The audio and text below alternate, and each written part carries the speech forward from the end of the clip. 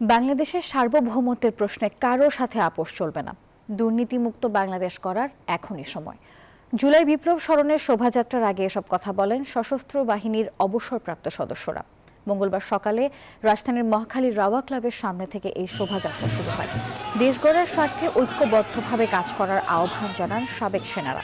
দেশে নতুন কোনো ফ্যাসিস্ট যেন আর তৈরি না হয় সেই আশাবাদও ব্যক্ত করেছেন তারা।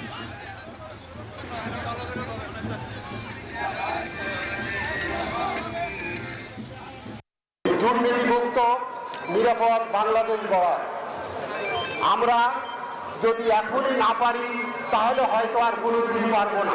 অভ্যুত্থানের যে ঘোষণাপত্র রচিত হতে যাচ্ছে, এই ঘোষণাপত্র যদি অবসর সেনাদের যে ভূমিকা এবং সেনা সদস্যদের যে ভূমিকা, এই ভূমিকা যাতে ঘোষণাপত্রে সন্নিবেশিত করা হয়, আমাদের কোথাও নাম নাই।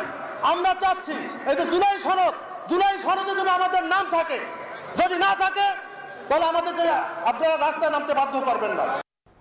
বান্ডেল থাকলে প্রতি সেনমানিতে টাকা বাঁচবে।